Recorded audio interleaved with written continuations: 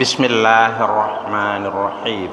Assalamualaikum warahmatullahi wabarakatuh. Alhamdulillah wassalatu wassalamu ala Rasulillah. Qala Allah Ta'ala fi suratul Kahfi wa bihi yahtadil muhtadun. A'udzu billahi minasy syaithanir rajim. Wa idh qulna lil malaikati isjudu li adama fasajadu illa iblis kana minal jinni fafasaqa an amri rabbih afatattakhidunahu wa dzurriyyatahu awliya'a min duni wa hum lakum aduwwun bi'saliz zalimina badala. Bapak-bapak, ibu-ibu, jamaah zuhur rahimakumullah, Allah Subhanahu wa taala berfirman di dalam Al-Qur'an surat Al-Kahfi, surat yang ke-18 ayat yang ke-50. Wa idz qulna lil malaikati isjudu li adama. Ketika itu kami berfirman kepada para malaikat, sujudlah kalian semua kepada Adam. Fasajadu illa iblis. Seluruh malaikat bersujud kecuali iblis. Kana minal jinni, adalah iblis itu bagian dari suku bangsa jin. Fafasaqa an amri rabbih, maka dia durhaka, membangkang terhadap perintah Tuhannya. Afatattakhidunahu wa dzurriyyatahu awliya'a min duni, adakah pantas kalian jadikan iblis dan anak cucunya sebagai pemimpin-pemimpin kalian selain aku? Wahum lakum aduwwun, padahal iblis itu adalah musuh bagi kalian. Bi'saliz zalimina badala, betapa buruknya penggantiku, yaitu iblis yang dijadikan pemimpin bagi orang-orang zalim. Bapak Ibu rahimakumullah, tema dari ayat 50 surat Al-Kahfi ini adalah bahaya menjadikan akal sebagai alat bedah wahyu. Bahaya menjadikan akal sebagai alat bedah wahyu. Bapak Ibu rahimakumullah, jadi begitu Allah telah selesai menciptakan Adam, maka Allah ingin semua makhluk yang sudah Allah ciptakan, malaikat, iblis, itu bersujud memberikan penghormatan kepada makhluk yang baru diciptakan ini, yaitu Nabi Adam alaihissalam. Jadi sujud untuk menghormat, bukan sujud untuk menyembah sebagaimana sujud kita dalam sholat, bukan. Ini untuk menghormat, karena dia makhluk baru yang diciptakan Allah. Maka semua malaikat yang disuruh mau, iblis tidak mau. Nah, ya, membangkang terhadap perintah Allah. Nah, tentu ini menimbulkan pertanyaan, kok berani-beraninya iblis membangkang terhadap perintah penciptanya, padahal Allah adalah penciptanya.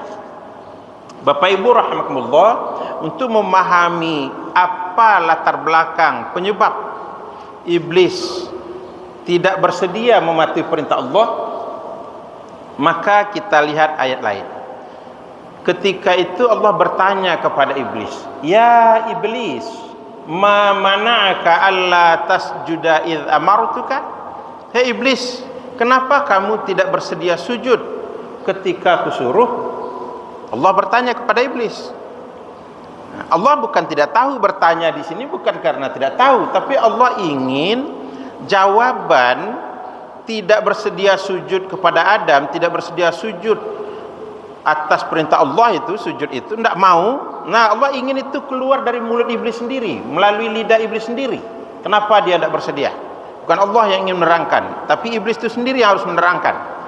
Nah, maka iblis menjawab, "Ana khairum minhu, khalaqtani min nar wa khalaqtahu min tin." Saya akan lebih bagus, lebih hebat daripada Adam. Saya engkau ciptakan dari api, Adam cuma dari tanah.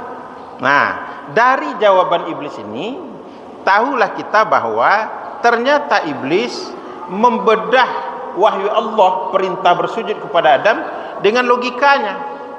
Tidak masuk logika, tidak masuk akal iblis itu, bahwa dia yang menurut pikirannya asal kejadiannya lebih baik daripada Adam, yaitu api, harus sujud kepada Adam yang berasal dari tanah. Tidak logis itu, kata pemikiran iblis kepada iblis itu sendiri. Nah, di sini terlihat betapa berbahayanya kalau akal dijadikan sebagai alat bedah wahyu. Sampai-sampai satu sombong, dua tidak patuh kepada Allah. Jadi dalam hal ini bertuhan kepada akal.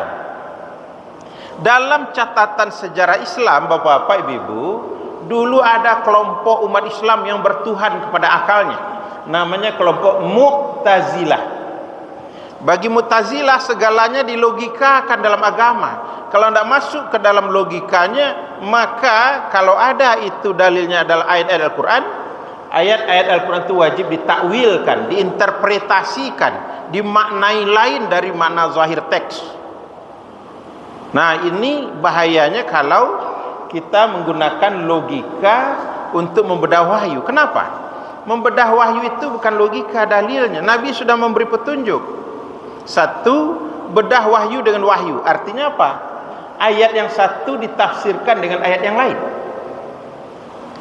Tidak boleh lepas dari sesama Al-Quran. Nah, contohnya kita buktikan tadi. Kenapa iblis tidak mau bersujud kepada Adam? Ditafsirkan oleh ayat tadi. Rupanya karena dia menggunakan akalnya, bahwa menurut akalnya tidak tepat perintah Allah itu. Harusnya Adam yang disuruh sujud kepadanya, bukan sebaliknya. Dia yang harus sujud kepada Adam. Nah, jadi ayat ditafsirkan dengan ayat. Untuk bisa menafsirkan ayat dengan ayat, tentu harus kita kuasai dulu ayat. Apa ayat yang satu tema dengan ayat yang sedang kita baca. Nah, menafsirkan ayat dengan ayat, sesama ayat itu disebut dalam kajian ilmu tafsir, dalam kajian ulumul Quran dengan tafsir maudhu'i, tafsir tematis. Jadi satu tema sama satu kelompok ayat itu diambil untuk memahami secara utuh, menyeluruh, komprehensif apa tema dari ayat tersebut. Jadi itu satu. Yang kedua, menafsirkan Al-Quran itu dengan wahyu Allah itu dengan hadis Nabi. Kenapa? Karena Nabi itu yang Allah utus untuk menjelaskan isi kandungan Al-Quran. Allah berfirman, wa anzalna ilaika dzikra litubayyina linnas ma nuzzila ilaihim. Kami turunkan Al-Quran sebagai peringatan guna engkau jelaskan kandungan isinya sesuai dengan Al-Quran sudah diturunkan kepada mereka. Nah, jadi dijelaskan kandungan isi Al-Quran oleh Nabi. Bapak Ibu, banyak ayat Al-Quran ini mustahil dapat kita amalkan tanpa kita lihat dari Nabi. Contoh, sebentar lagi kita akan tunaikan sholat zuhur sebanyak 4 rakaat. Di dalam Al-Quran tidak ada perintah itu, tunaikanlah sholat zuhur 4 rakaat. Tidak ada itu. Adanya di mana? Dalam hadis Nabi. Nah, jadi oleh karena itu mustahil ayat bisa kita aplikasikan, bisa kita tindak lanjuti dalam bentuk amal kalau kita tidak berpegang kepada sunnah Nabi. Di situ perannya hadis itu sebagai penjelas bagi ayat-ayat Al-Quran. Itu yang kedua. Jadi kalau ada orang Islam berkata, saya sebagai seorang Muslim cukup bagi saya berpegang kepada Al-Quran saja, saya tidak butuh hadis. Tidak usah sholat, tidak usah berhaji. Tidak ada tata cara berhaji dalam Al-Quran. Sholat tata caranya diatur oleh Nabi. Sallu kama ra'aitumuni usolli.